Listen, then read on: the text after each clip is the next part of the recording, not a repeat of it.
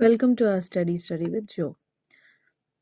Jean Piaget, known as the father of the child psychology, this Swiss psychologist changed how we look at education. Unlike others who thought children were just empty vessels to be filled with facts, Piaget proposed a core philosophy: children are little scientists. He believed that kids don't just passively absorb information, they actively construct their own understanding of the world through experience. In simple terms, cognitive development is the gradual and orderly process by which a child's mental abilities become more complex and sophisticated as they grow. Definition: cognitive development is the gradual, orderly change by which mental process become more complex and sophisticated. మనం ముందుగా ఈ సిద్ధాంతకర్త గురించి తెలుసుకుందాం. ఆయనే gene పియాజే.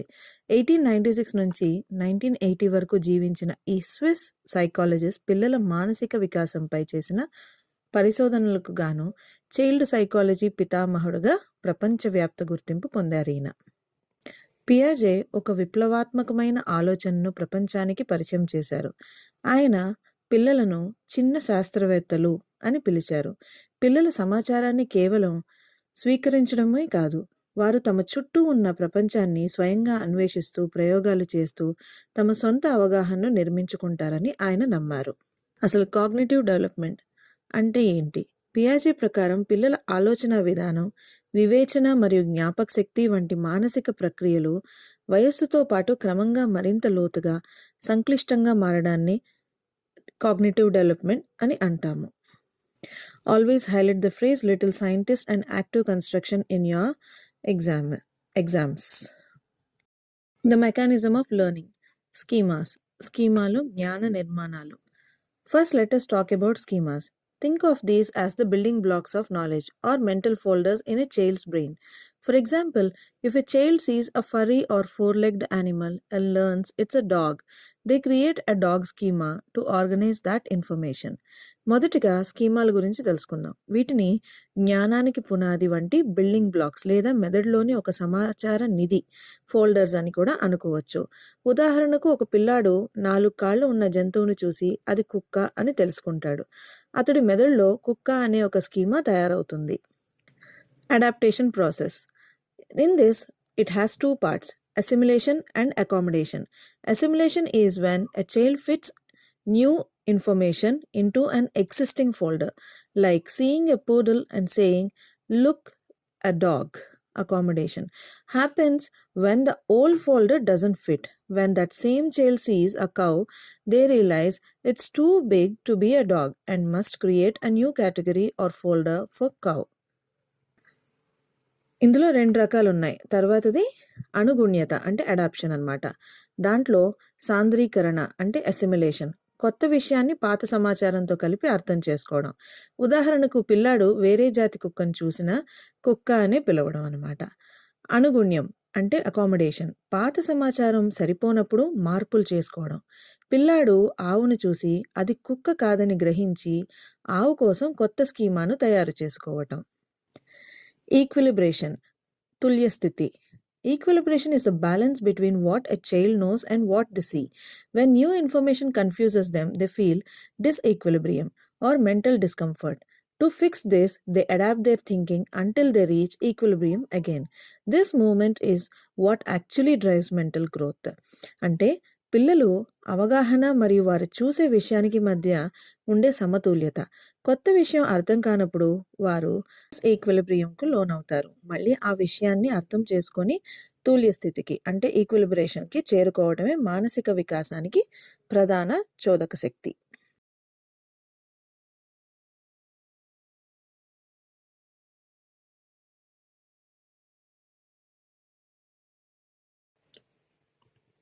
Critical evaluation. Piaget's work revolutionized education by shifting the focus from the teacher to the child. It laid the foundation for child-centered learning, where teaching is based on the child's readiness and mental level. పియాజే సిద్ధాంతం విద్యా వ్యవస్థలో విప్లవాత్మక మార్పులు తెచ్చింది. అప్పటి వరకు ఉపాధ్యాయుడికి ఉన్న ప్రాధాన్యతను శిశు కేంద్రిత విద్య, చైల్డ్ సెంటర్డ్ లెర్నింగ్ వైపు మళ్లించింది. అంటే పిల్లల మానసిక స్థాయికి తగ్గట్టుగా బోధన ఉండాలని నిరూపించింది. దాంట్లో లిమిటేషన్స్ ఏంటంటే, however, critics point out two main flaws. First, Piaget often underestimated children. Many kids can perform tasks much easier than he suggested. Second, he focused too much on nature, biological growth, and ignored the role of culture and social interaction, which thinkers like Vygotsky felt were essential. So ఇక్కడ ఈ సిద్ధాంతంపై కొన్ని విమర్శలున్నాయి. మొదట పియాజే పిల్లల సామర్థ్యాన్ని తక్కువ అంచనా వేశారు. ఆయన చెప్పిన వయసు కంటే ముందే చాలా మంది పిల్లలు తెలివిగా ఆలోచించగలరని పరిశోధనలు చెప్తున్నాయి. రెండోది, ఆయన కేవలం శారీరక ఎదుగుదలకే ప్రాముఖ్యతను ఇచ్చారు. సమాజం, సంస్కృతి మరియు ఇతరులతో మనం మాట్లాడడం వల్ల కలిగే వికాసాన్ని వైగోట్స్కి చెప్పినట్లు ఆయన పట్టించుకోలేదు. Erik Erikson, a German-American psychologist, while many experts before him focused only on childhood, Erikson believed that our personality continues to grow throughout our entire life, from birth until old age. ఈ Ericsson ఒక German American psychologist. ఈయన కంటే ముందున్న వాళ్ళు కేవలం చిన్ననాటి వికాసం గురించే చెప్పారు. కానీ ఎరిక్సన్ మాత్రం మనిషి పుట్టినప్పటి నుండి చనిపోయే వరకు వ్యక్తిత్వం మారుతూనే ఉంటుందని నమ్మారు. Core idea psychosocial. ప్రధాన ఉద్దేశం ఏంటంటే మనోసాంఘిక వికాసం. His theory is called psychosocial. Think of it as a bridge. On one side are our personal feelings, psycho, and on other side are the people and rules around us, social. Our growth depends on how we balance these two. ఈ సిద్ధాంతాన్ని మనోసాంఘిక వికాసం అంటారు. దీనిని ఒక వంతెనలా ఊహించుకోండి. ఒకవైపు మన వ్యక్తిగత ఆలోచనలు, మరోవైపు సమాజం మరియు మన చుట్టూ ఉన్న వ్యక్తులు, సాంఘికం. ఈ రెండిటి మధ్య జరిగే సమన్వయమే మన ఎదుగుదల. The crisis. Erikson identified 8 stages of life. In every stage we face a crisis, which is like a mental tug of war between two opposite emotions. If you win the struggle, you gain a virtue or a mental strength. If you lose it, it creates difficulties in your personalities. Erikson జీవితాన్ని 8 దశలుగా చెప్పారు. ప్రతి దశలో మనం ఒక సంక్షోభాన్ని ఎదుర్కొంటాం. ఇది 2 వ్యతిరేక భావాల మధ్య జరిగే పోరాటం వంటిదన్నమాట. ఇందులో మనం గెలిస్తే ఒక మంచి గుణం అలవడుతుంది. ఓడిపోతే అది మన వ్యక్తిత్వంలో ఒక లోపంగా మిగిలిపోతుంది. The 8 stages of life. Trust versus mistrust. In the first year, babies ask, is my world safe? If parents provide consistent care, the baby develops trust and the virtue of hope. మొదటి దశలో పాపాయికి ఈ ప్రపంచం సురక్షితమేనా అనే సందేహం ఉంటుంది. తల్లిదండ్రులు ప్రేమగా చూసుకుంటే నమ్మకం మరియు ఆశ అనే గుణం కలుగుతాయి.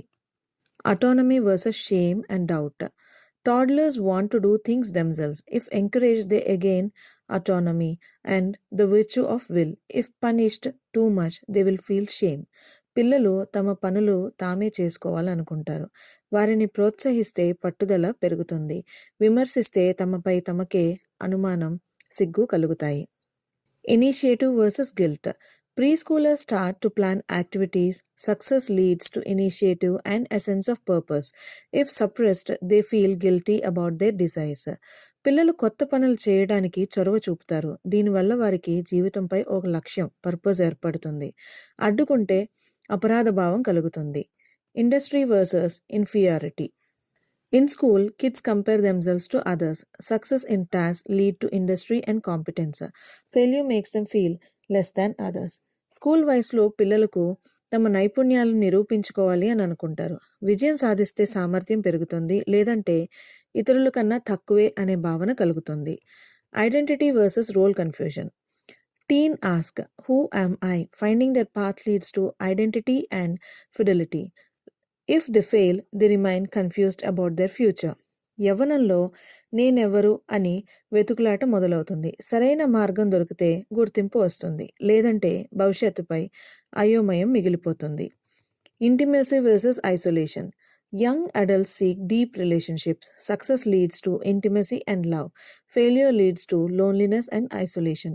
ఈ వయస్సులో ఇతరులతో బలమైన సంబంధాలను కోరుకుంటారు.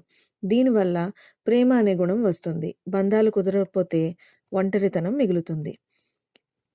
Generativity versus stagnation. Midlife is about giving back to the next generation. This brings the virtue of care. If they feel they have done nothing, they feel stuck or stagnant. తర్వాతి తరం కోసం ఏదైనా చేయాలి అనుకుంటారు. దీనివల్ల బాధ్యత పెరుగుతుంది. ఏమీ చేయలేకపోతే జీవితం ఆగిపోయిందనే భావన కలుగుతుందన్నమాట. Ego integrity versus despair. In the old age, people look back. If they are proud of their life, they feel integrity and gain wisdom. If they have regrets, they feel despair. ముసలితనంలో గడిచిన జీవితాన్ని నెమరువేసుకుంటూ ఉంటారు. తృప్తిగా ఉంటే జ్ఞానం వస్తుంది, బాధపడితే నిరాశ మిగులుతుందన్నమాట.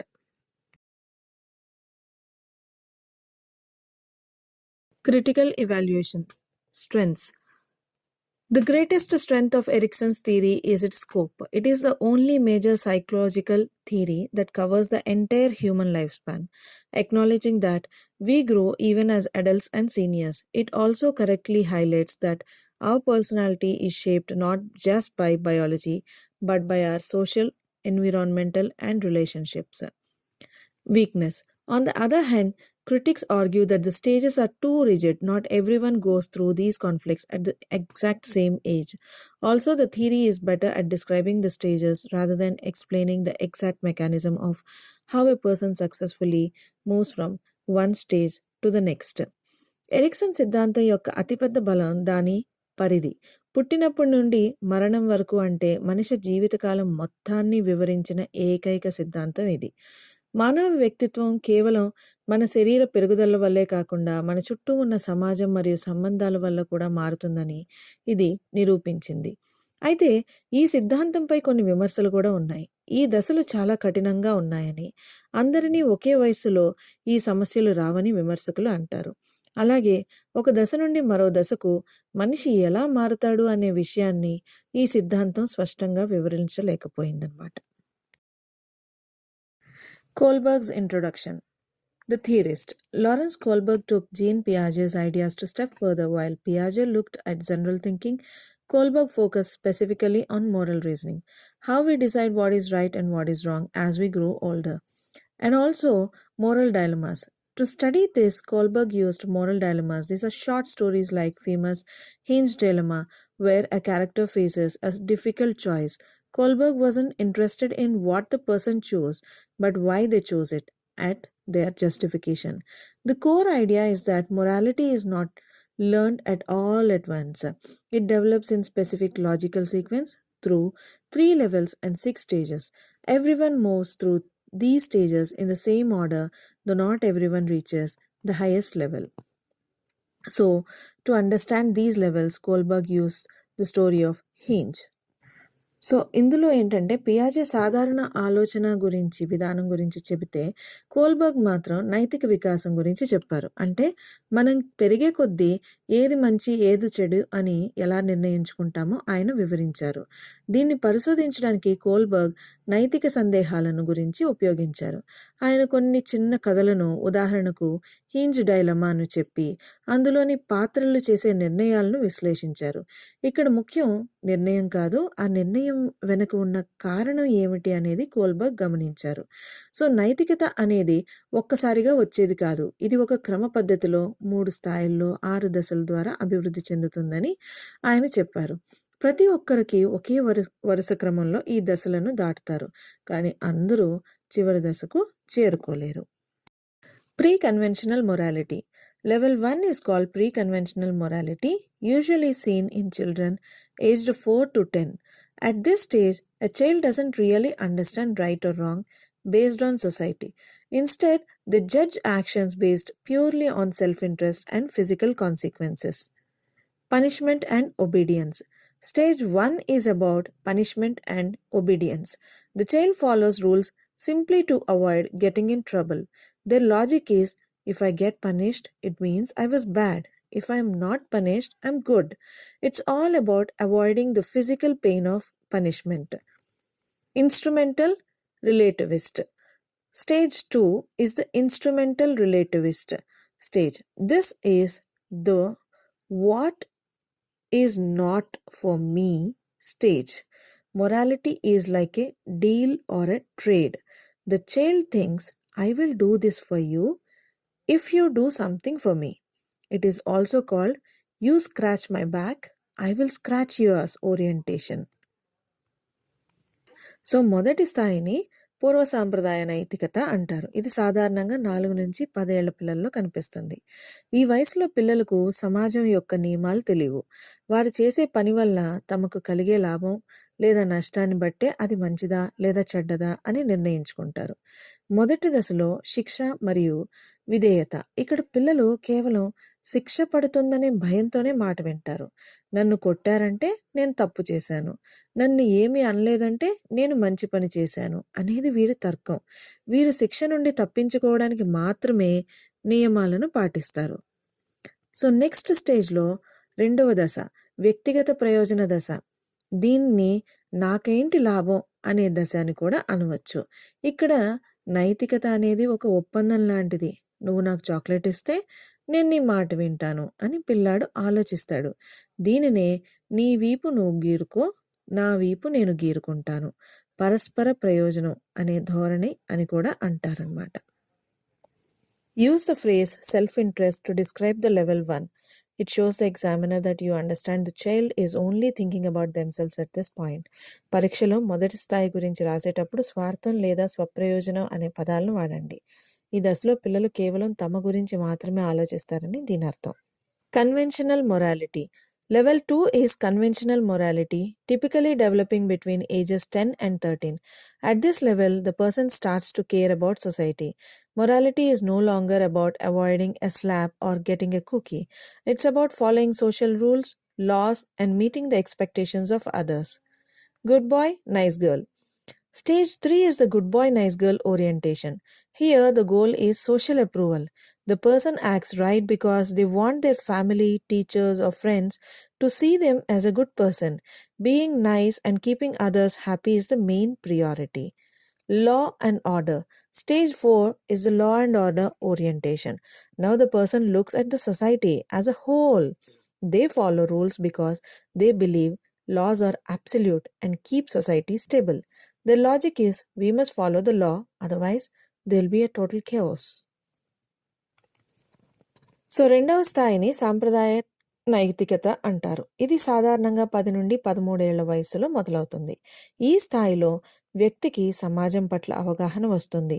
నైతికత అంటే కేవలం శిక్ష నుండి తప్పించుకోవడం కాదు, సామాజిక నియమాలను, చుట్టాలను గౌరవించడం మరియు ఇతరులను మెప్పు పొందడం అని అనుకుంటారు. అండ్ మంచి బాలుడు మంచి బాలక దశ. ఇది 3వ దశ అన్నమాట. ఇక్కడ ప్రధాన ఉద్దేశం ఇతరుల దగ్గర నుంచి మంచి పేరు తెచ్చుకోవడం. నేను మంచివాడిని అని మా అమ్మ అనుకోవాలి, లేదా నేను బుద్ధిమంతురాలిని అని మా టీచర్ మెచ్చుకోవాలి అని వీరు ఆలోచిస్తారు. ఇతరుల ఆమోదం, సోషల్ అప్రూవల్ పొందడమే వీరి లక్ష్యం. స్టేజ్ 4లో అధికార మరియు సామాజిక క్రమబద్ధత. ఇక్కడ వ్యక్తి సమాజం మొత్తం గురించి ఆలోచిస్తాడు. చట్టాలు అనేవి అందరూ ఖచ్చితంగా పాటించవలసినవని నమ్ముతాడు. చట్టం అంటే అందరికీ ఒకటే. అందరూ చట్టాన్ని ఉల్లంఘిస్తే సమాజంలో అల్లకల్లోలం ఏర్పడుతుంది అనేది వీరి ప్రధాన తర్కం. Post conventional morality. Level 3 is post-conventional morality reached by some adolescents and adults. At this level, a person doesn't just follow rules because they are told to. Instead, they develop their own personal ethics and look at abstract principles like justice and human rights. Social contract. This is a orientation. Here, the individual understands that laws are basically social contracts meant to help people. However, they realize that laws are flexible. If a law is not serving the greatest good for the greatest number of people, it should be changed or ignored for the sake of humanity. Universal ethical principle, stage 6, is the highest level. At this stage, a person follows their internal conscience based on universal human rights, equality, and dignity. They will do what is right even if means breaking a law or facing punishment. Think of great leaders like Subhash Chandra Bose or Martin Luther King, etc. So 3వ స్థాయిని ఉత్తర సాంప్రదాయ నైతికత అంటారు. ఇది కొంతమంది కౌమార దశలో ఉన్నవారిని మరియు పెద్దవారిలో కనిపిస్తుంది. ఈ స్థాయిలో వ్యక్తి కేవలం ఎవరో చెప్పరు కాబట్టి నియమాలను పాటించడు. తన స్వంత నైతికత విలువలను, న్యాయాన్ని మరియు మానవ హక్కులను బట్టి నిర్ణయాలను తీసుకుంటాడు. నెక్స్ట్ సోషల్ కాంట్రాక్ట్, సామాజిక ఒప్పంద దశ. ఇందులో చట్టాలనేవి ప్రజలు మేలు కోసం చేసుకున్న ఒప్పందాలని ఇక్కడ వ్యక్తి గుర్తిస్తాడు. ఒకవేళ ఏదైనా చట్టం మెజారిటీ ప్రజలకు ఉపయోగపడకపోతే దానిని మార్చవచ్చని లేదా సవరించవచ్చని వీరు నమ్ముతారు. అంటే ఇక్కడ చట్టం కన్నా ప్రజల క్షేమం ముఖ్యం.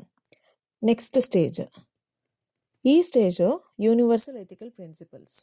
సో ఇక్కడ వ్యక్తి తన అంతరాత్మ కన్సైన్స్ చెప్పినట్లుగా నడుచుకుంటాడు. మానవ హక్కులు, సమానత్వం మరియు న్యాయం కోసం వీరు పోరాడతారు. అవసరమైతే చట్టాన్ని వ్యతిరేకించైనా సరే సరైన పనినే చేస్తారు. ఉదాహరణకు సుభాష్ చంద్రబోస్, నెల్సన్ మండేలా వీళ్ళందరూ ఈ దశకు చెందిన వాళ్ళే. The Haynes dilemma. To test his stages, Kohlberg used the Haynes dilemma. Imagine a man named Haynes, whose wife is dying of rare cancer. There is a medicine that can save her, but the druggist is charging 10 times its cost. Haynes cannot afford it, so in desperation, he breaks into pharmacy and steals the drug. How the logic changes. Kohlberg wasn't interested in a yes or no answer. He was interested in the reasoning. Let's look at how people at different stages justify their choice. Low stage reasoning. Someone at low stage might say, he shouldn't steal because he will get caught and go to jail.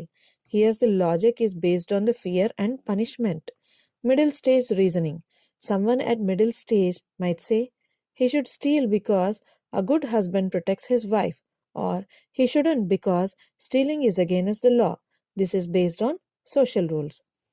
High stage reasoning. Someone at the high stage would say he would steal because a human life is more worth than a druggist's profit, or a legal rule. This is based on universal human rights. So Kohlberg తన సిద్ధాంతాన్ని నిరూపించడానికి Heinz dilemma అనే కథను వాడారు. Heinz అనే వ్యక్తి భార్య క్యాన్సర్తో చావుకు దగ్గరగా ఉంది. ఆమెను కాపాడగలిగే మందు ఒకటే ఉంది, కానీ దాన్ని ఆమె వ్యక్తి విపరీతమైన ధరకు అడుగుతున్నాడు. హీన్స్ దగ్గర అంత డబ్బు లేదు, అందుకే వేరే దారి లేక అతను ఆ మందును దొంగలిస్తాడు. ఈ తర్కం ఎలా మారుతుందంటే, ఫస్ట్ లాజిక్లో ఇక్కడ దొంగతనం చేయడం సరైందా కాదా అనే దానికంటే ఆ నిర్ణయానికి వారు చెప్పే కారణం ఏంటి అనేది కోల్బర్గ్కు ముఖ్యం. వివిధ దశల్లో ఉన్నవారు ఎలా ఆలోచిస్తారో ఇప్పుడు చూద్దాం. ప్రారంభ దశల తర్కం. మొదటి దశలో ఉన్నవారు ఇలా అంటారు, అతను దొంగతనం చేయకూడదు, ఎందుకంటే పోలీసులు పట్టుకుంటే జైలుకు వెళ్లాల్సి వస్తుంది. ఇక్కడ వారి ఆలోచన కేవలం శిక్ష పడుతుందనే భయం మీదే మాత్రమే ఉంటుంది. అండ్ మధ్యస్థ దశలోని ఒక మంచి భర్తగా తన భార్యను కాపాడుకోవడం అతని ధర్మం అని, లేదా చట్ట ప్రకారం దొంగతనం తప్పు కాబట్టి చేయకూడదు అని అంటారు. ఇక్కడ సామాజిక నిబంధనలకు ప్రాముఖ్యత ఇస్తారు. ఉన్నత దశల తర్కం. అత్యున్నత దశల్లో ఉన్నవారు ఇలా ఆలోచిస్తారు, ఒక మనిషి ప్రాణం అనేది చట్టాల కంటే, వ్యాపారి లాభం కంటే చాలా విలువైనది. ఇక్కడ మానవత్వం మరియు ప్రాథమిక హక్కులకు విలువలిస్తారు.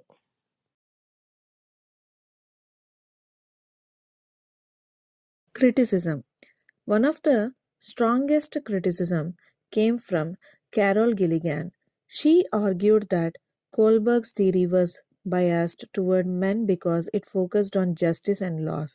She believed women often reason based on care and compassion, which Kohlberg's scale placed at lower level. ఈ సిద్ధాంతంపై వచ్చిన ప్రధాన విమర్శ కారల్ గిలిగన్ నుండి వచ్చింది. కోల్బర్గ్ సిద్ధాంతం కేవలం పురుషుల ఆలోచన విధానం, న్యాయం, చట్టం ప్రకారమే ఉందని ఆమె వాదించారు. మహిళలు సాధారణంగా ప్రేమ మరియు జాలి ఆధారంగా నిర్ణయాలు తీసుకుంటారని, దీనిని కోల్బర్గ్ తక్కువ స్థాయిగా పరిగణించారని ఆమె విమర్శించారు. Cultural bias. Critics also point out a cultural bias.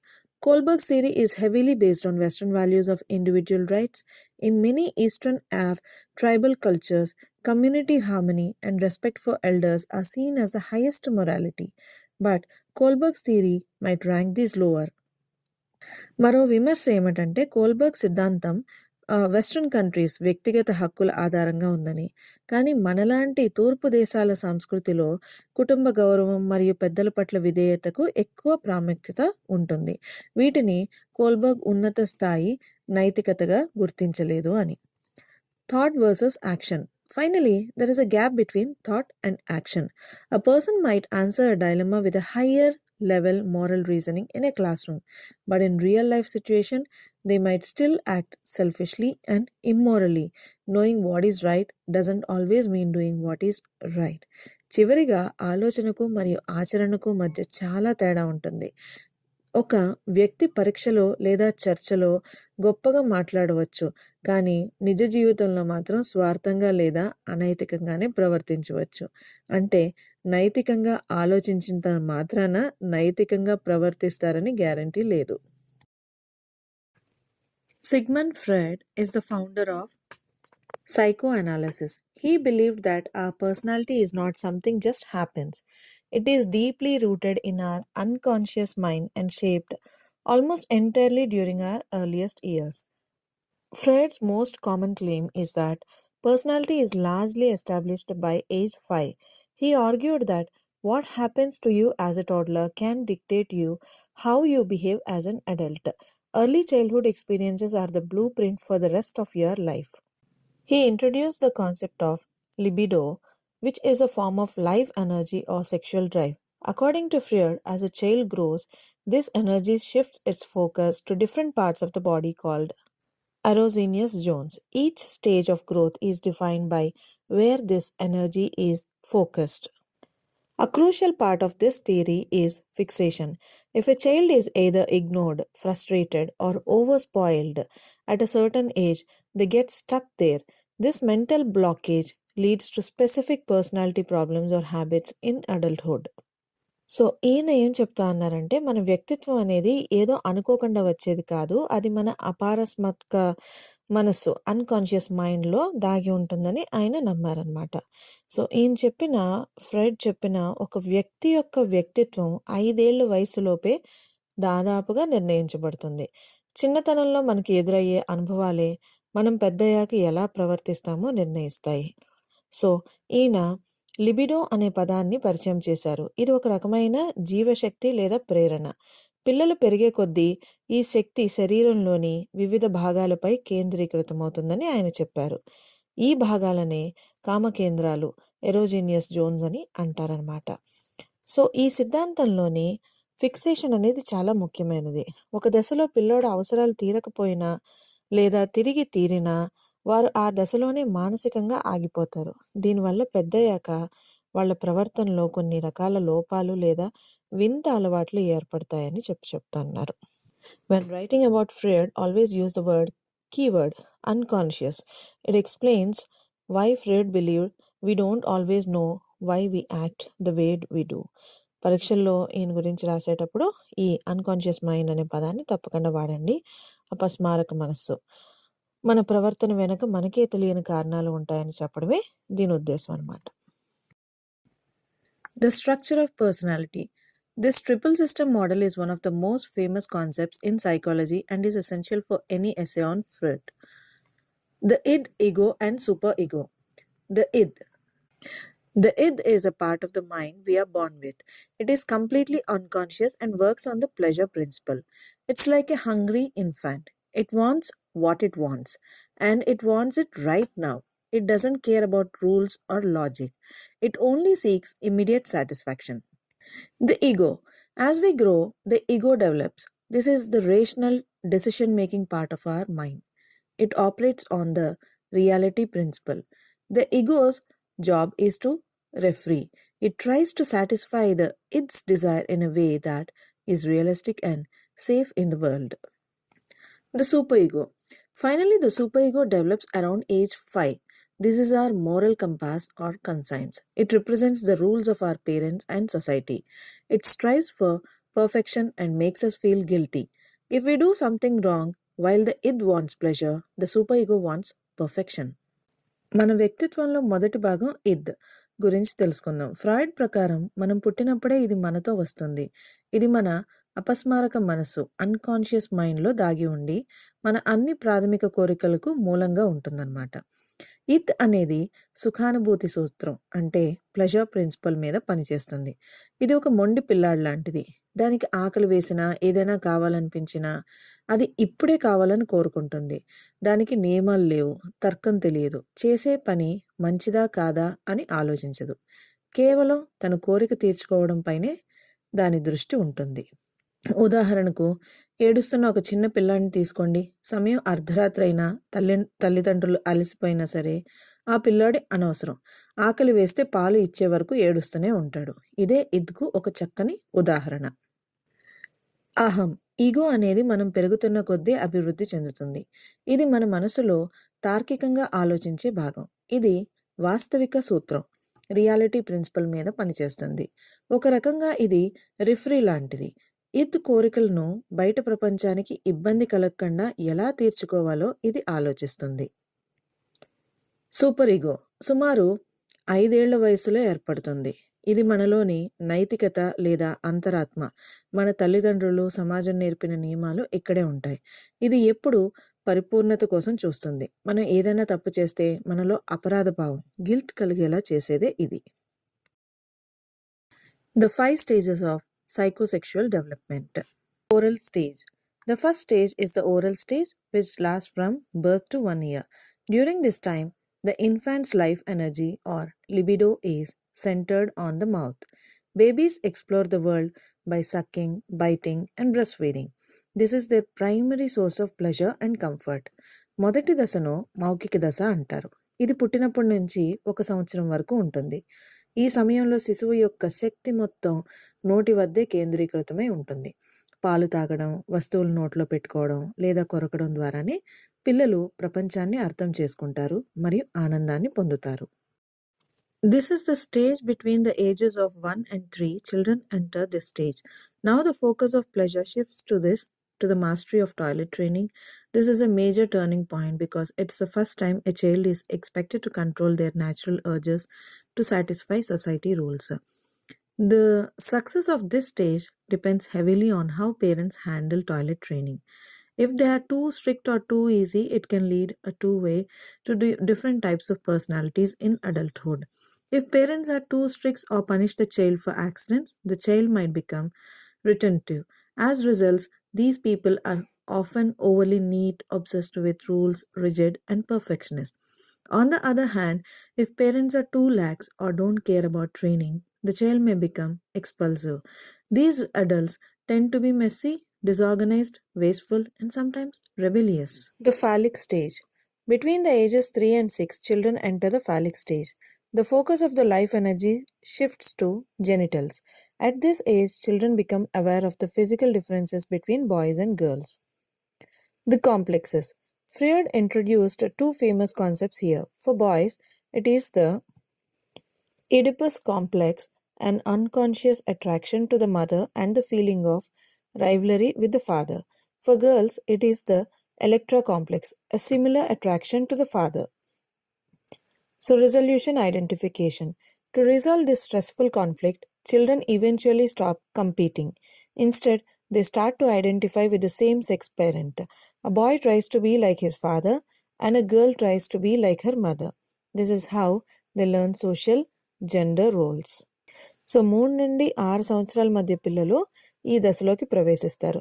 ఇక్కడ వారి శక్తి జనేంద్రియాల వద్ద కేంద్రీకృతమవుతుంది. ఈ వయసులోనే పిల్లలు తాము అబ్బాయో లేదా అమ్మాయో గుర్తించడం మరియు ఇద్దరి మధ్య ఉండే శారీరక తేడాలను గమనించడం మొదలు పెడతారు. కాంప్లెక్సెస్ సంక్లిష్టతలు. ఈ దశలో ఫ్రాయిడ్ 2 ముఖ్యమైన విషయాలను చెప్పారు. అబ్బాయిలలో ఉండే ఇడిపస్ కాంప్లెక్స్ అంటే తెలియకుండానే తల్లిపై ప్రేమను, తండ్రిపై అసూయను పెంచుకోవడం. అమ్మాయిలలో ఉండే దీనిని ఎలక్ట్రా కాంప్లెక్స్ అంటారు, అంటే తండ్రిపై మక్కువ చూపడం. సో ఈ మానసిక సంఘర్షణను తగ్గించుకోవడానికి పిల్లలు చివరకు ఒక మార్గాన్ని వెతుక్కుంటారు. దానినే తదాత్మీకరణం అంటారు. అబ్బాయి తన తండ్రిలా ఉండాలని, అమ్మాయి తన తల్లిలా ఉండాలని ప్రయత్నిస్తారు. అలాగే సమాజంలో మగవారు లేదా ఆడవారు ఎలా ప్రవర్తించాలో వారు నేర్చుకుంటారు. The latency stage. The dormant period. From age 6 until puberty, children enter the latency stage. During this time, the life energy libido is dormant, meaning it is not focused on any specific body part.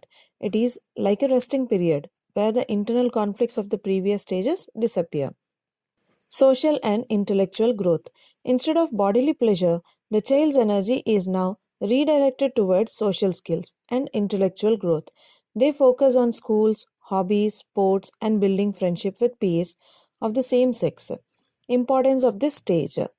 This is very important period for self-confidence. By succeeding in school and making friends, children learn how to interact with others and feel competent in society. So, ఈ dormant పీరియడ్‌లోనే 6 ఏళ్ల నుండి 12 ఏళ్ల వరకు పిల్లలు ఈ సమయంలో వారిలో జీవశక్తి లిబిడో నిగూఢంగా ఉంటుంది. అంటే ఇది ఒక విశ్రాంతి కాలం లాంటిదనమాట. అంతకుముందు దశల్లో ఉన్న మానసిక సంఘర్షణలు ఇప్పుడు తాత్కాలికంగా ఆగిపోతాయి. Focus social and intellectual growth. శరీరం సుఖం కంటే కూడా పిల్లలు తమ శక్తిని సాంఘిక నైపుణ్యాలు మరియు జ్ఞానాన్ని పెంచుకోవడంపై పెడతారు. స్కూల్ చదువులు, ఆటలు, హాబీలు మరియు తోటి పిల్లలతో స్నేహం చేయడంపై వీరి దృష్టి అంతా ఉంటుంది. ఆత్మవిశ్వాసం పెరగడానికి ఇది చాలా ముఖ్యమైన సమయం. చదువులో రాణించడం, స్నేహితులను సంపాదించుకోవడం ద్వారా సమాజంలో ఎలా ఉండాలో, తమ సామర్థ్యం ఏంటో పిల్లలు నేర్చుకుంటారు. The genital stage. The final stage is the genital stage, which begins at puberty and continues throughout adulthood. The sexual energy that was dormant during the latency stage wakes up again. However, the focus is now on maturing sexual interest and romantic attraction towards other. The goal of this stage is to establish a healthy balance between all areas of life. Freud famously said that a healthy person is one who can love and work. Individuals seek to form long-term romantic relationships and find their place in the world. The results of success. If a person has successfully passed through the earlier stages without major fluctuations, they become well-adjusted, caring, and emotionally stable adults. అయితే ఇప్పుడు దృష్టి కేవలం మన మీద మాత్రమే ఉండదు.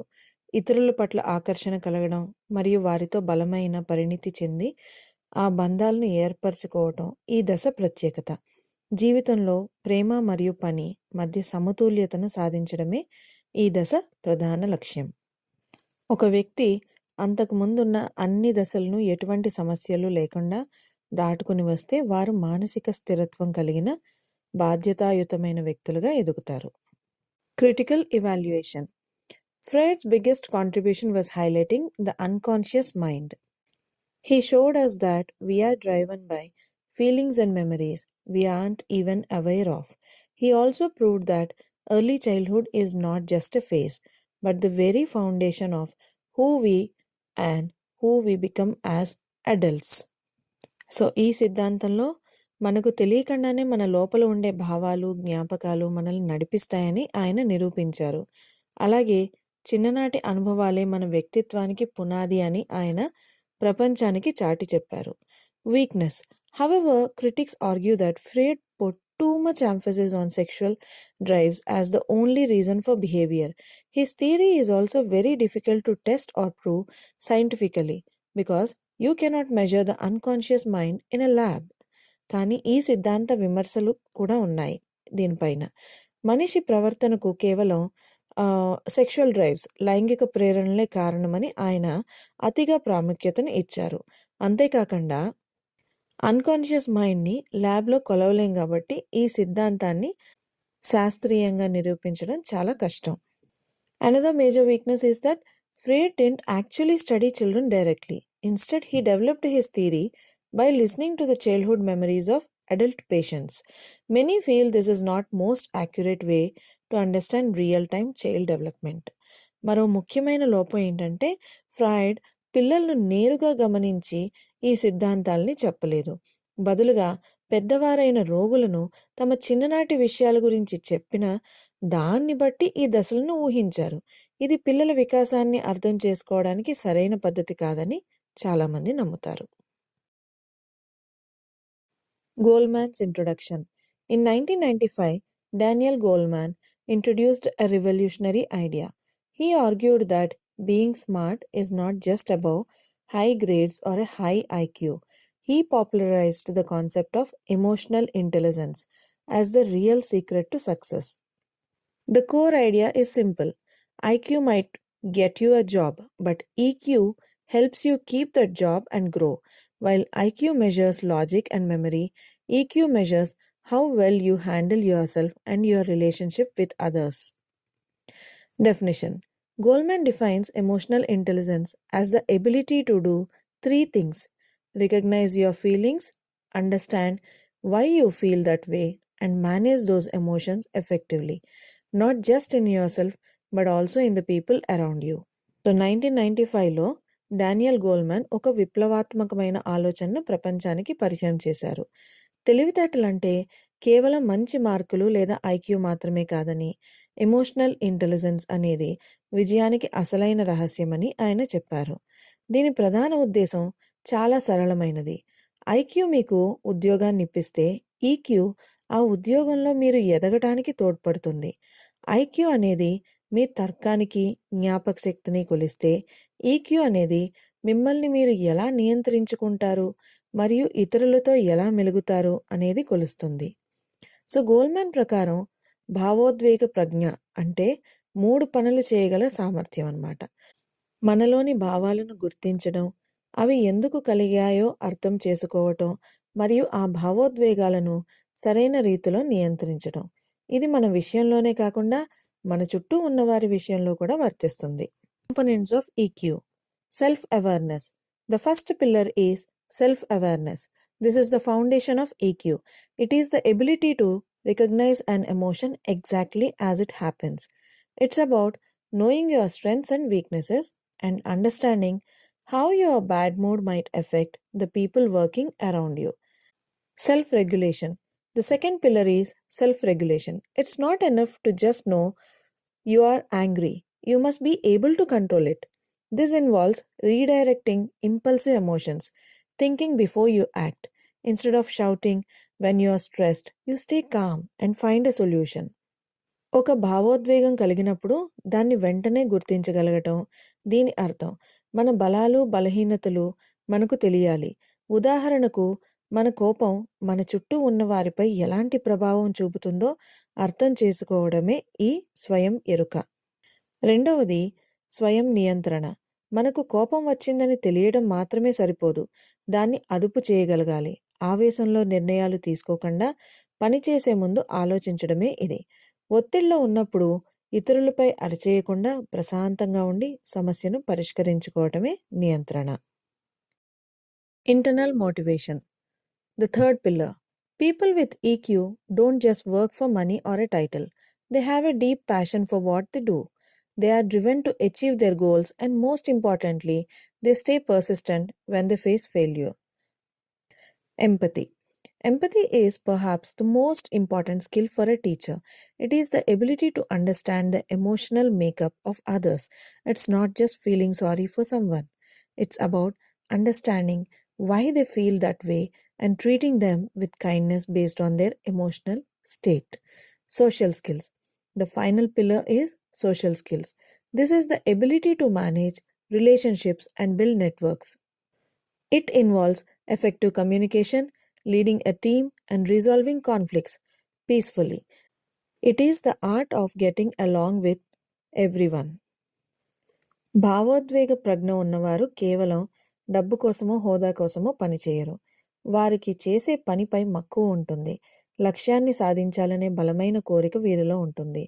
వీరు వైఫల్యాలు ఎదురైనా కూడా వెనకడుగు వేయకుండా పట్టుదలతో ముందుకు సాగుతారు.